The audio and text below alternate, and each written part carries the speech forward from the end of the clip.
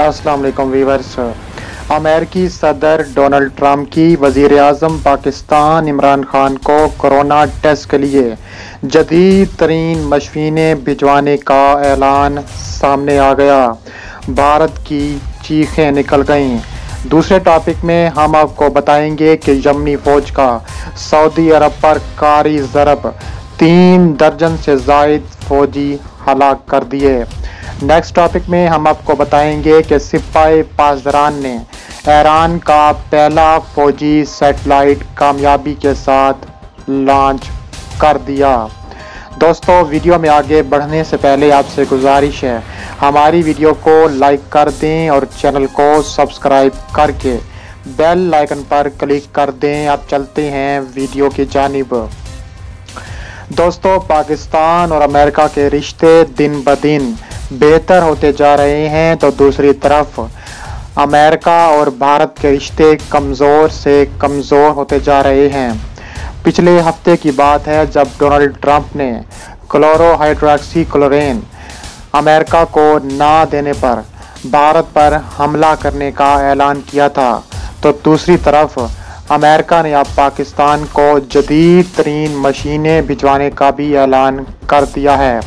अमेरिकी सदर Donald Trump की वज़ीर आज़म इमरान खान को कोरोना टेस्ट के लिए जदीद तरीन मशीनें भिजवाने की पेशकश। तफसीलात के मुताबिक वज़ीर आज़म पाकिस्तान इमरान खान और अमेरिकी सदर डोनाल्ड ट्रंप के दरमियान बुध के रोज़ टेलीफोनिक रब्ता हुआ है। इस दौरान दोनों रहनुमाओं ने मुख्तलिफ अमूर पर तफसीली तबादला ख्याल किया। दोनों रहनुमाओं ने इत्तफाक किया कि कोरोना वायरस को शिकस्त देने के लिए एक दूसरे से ताउन किया जाएगा, मुश्तरका कोशिशें की जाएंगी। जबकि अमेरिकी सदर डोनाल्ड ट्रंप ने वज़ीर आज़म पाकिस्तान इमरान खान को यकीन दहानी करवाई है कि अमेरिका पाकिस्तान की मदद जारी रखेगा। इस मौके पर सदर ट्रंप ने वज़ीर आज़म इमरान खान को कोरोना टेस्ट के लिए जदीद तरीन मशीनें भिजवाने की पेशकश की है। तर्जुमान दफ्तर खारजा के मुताबिक अमेरिकी सदर ने कोरोना से निपटने के लिए पाकिस्तान की कोशिशों की तारीफ भी की है। इसके अलावा वज़ीर आज़म ने सदर ट्रंप से गुफ्तगू में मुस्तहकम अफगानिस्तान के लिए सियासी हल को भी उजागर किया है। वज़ीर आज़म इमरान खान ने सदर ट्रंप से गुफ्तगू के दौरान कहा कि तरक्की पजीर मुल्कों को कर्ज की अदायगी के ज़मन में आलमी इक़दाम की ज़रूरत है। पाकिस्तान लॉकडाउन के दौरान कमज़ोर तबकात की जान बचाने के लिए चैलेंज से नम्रत आज़मा है। वज़ीर आज़म ने सदर ट्रंप से कहा है कि पाकिस्तान को कोरोना के बाइस दूसरे चैलेंज का सामना है। वज़ीर आज़म ने इमरान खान ने कोरोना के बाइस अमेरिका में हलाकतों पर इज़हार अफसोस व हमदर्दी भी किया है। तर्जुमान दफ्तर खारजा के मुताबिक इमरान खान और सदर ट्रंप के दरमियान पाक अमेरिका ताल्लुकात की बेहतरी पर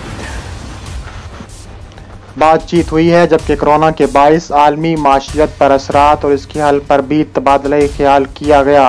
गुफ्तगू के दौरान कोरोना से मुतल्लिक आलमी सतह पर पैदा होने वाली सूरत हाल पर भी बातचीत की गई है।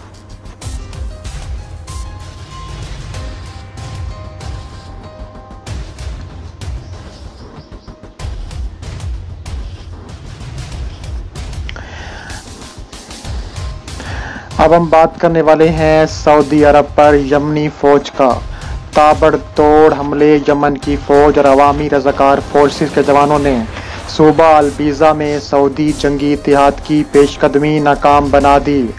IRIB की रिपोर्ट के मुताबिक यमन की मुसल्लह अफ़वाज के तर्जुमान याह्यूस सरी ने कहा है कि सऊदी जंगी इत्तेहाद में शामिल कराए के फौजियों ने सूबा अल-बैज़ा के अल-सौमया इलाके में पेशकदमी की कोशिश की, जिसे नाकाम बनाया गया है। याह्यूस सरी का कहना था कि यमनी फौज और अवामी रज़ाकार फोर्स के जवानों ने सऊदी जंगी इत्तेहाद में शामिल कराए के फौजियों पर शदीद जवाबी हमले किए और उनकी मुतअद्दिद बुख्तर बंद गाड़ियाँ और ट्रकों का तबाह कर दिया।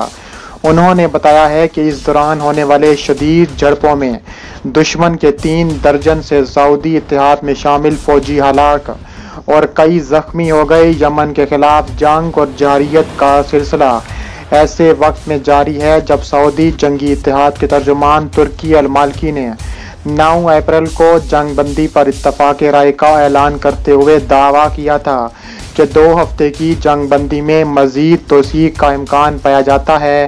ताहम सऊदी जंगी इत्तेहाद ने अपने ऐलान करदा जंगबंदी की एक दिन भी पाबंदी नहीं की और इसके ऐलान के महज चंद घंटे बाद ही यमन के रिहायशी इलाकों और शहरी अहदाफ को ज़मीनी और फ़ज़ाई हमलों का निशाना बनाना शुरू कर दिया। सऊदी अरब और उसके बाद इत्तेहादी ममालिक ने मार्च 2015 से यमन पर वहशियाना जंग मुसल्लत करने के अलावा मगरबी एशिया के इस गरीब इस्लामी और अब मुल्क का ज़मीनी फ़ज़ाई और समंदरी मुहासरा कर रखा है। 5 साल से जारी सऊदी जहरियत और मुहासरे की वजह से दसियों हज़ार यमनी शहरी शहीद हो चुके हैं, जबकि दसियों लाख अफराद अपने घर बार छोड़ने पर मजबूर हो चुके हैं।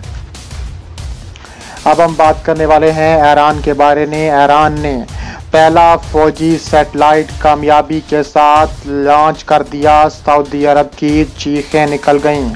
इस्लामी जमहूरिया ईरान की सिपाही पासदाराने इनकलाब ने ईरान का पहला फौजी सैटेलाइट कामयाबी के साथ फ़ज़ा में भेज दिया। महर खबर एजेंसी के मुताबिक इस्लामी जमहूरिया ईरान की सिपाही पासदाराने इनकलाब ने ईरान का पहला फौजी सैटेलाइट कामयाबी के साथ फ़ज़ा में भेज दिया।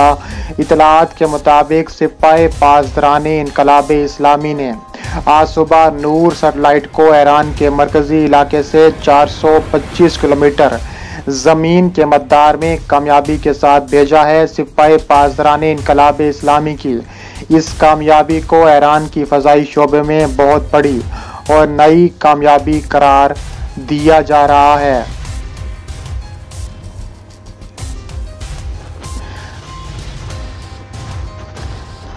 दूसरी जानिब जनरल सलामी ने कहा है कि फौजी सैटेलाइट के खला में कामयाब लॉन्च से ईरान का दिफाई निज़ाम और मजबूत हो गया है। ईरानी पासदाराने इनकलाब फोर्स के कमांडर ने नूर 1 फौजी सैटेलाइट के खला में कामयाब लॉन्च पर मुबारकबाद देते हुए कहा है कि सैटेलाइट के खला में कामयाब लॉन्च से हमने ये साबित किया है कि हम अल्लाह ताला और अपनी अंदरूनी सलाहियतों पर भरोसा करके किसी भी मैदान में नुमायां और आलमी कामयाबी हासिल कर सकते हैं। ये बात ब्रिगेडियर जनरल हुसैन सलामी ने बुध के रोज़ उस सैटेलाइट के खला में कामयाब लॉन्च के एजाज़ में रखी गई एक तकरीब से खिताब करते हुए कही है।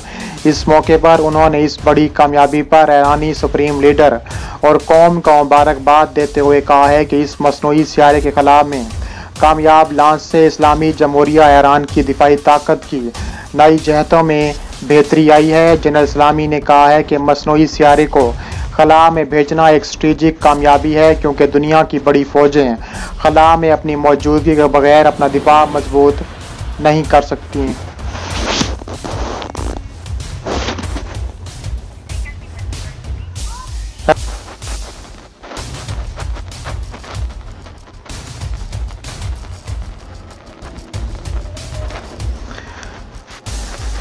दूसरी जानिब ईरान के नूर सैटेलाइट से सिग्नल ज़मीन पर मिलना शुरू हो गए हैं और ये ईरान की सबसे बड़ी कामयाबी समझी जाती है।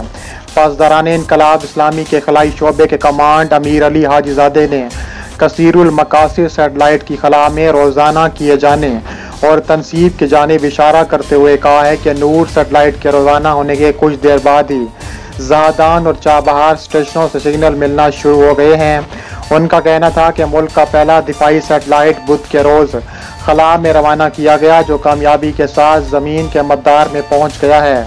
नूर नामी दिफाई सैटेलाइट को खला में पहुंचने के लिए 2 मरलेवार कासिद नामी रॉकेट का इस्तेमाल किया गया, जिसने सैटेलाइट को 425 किलोमीटर की बुलंदी पर ज़मीन के मदार में कामयाबी के साथ ऊपर पहुँचाया है।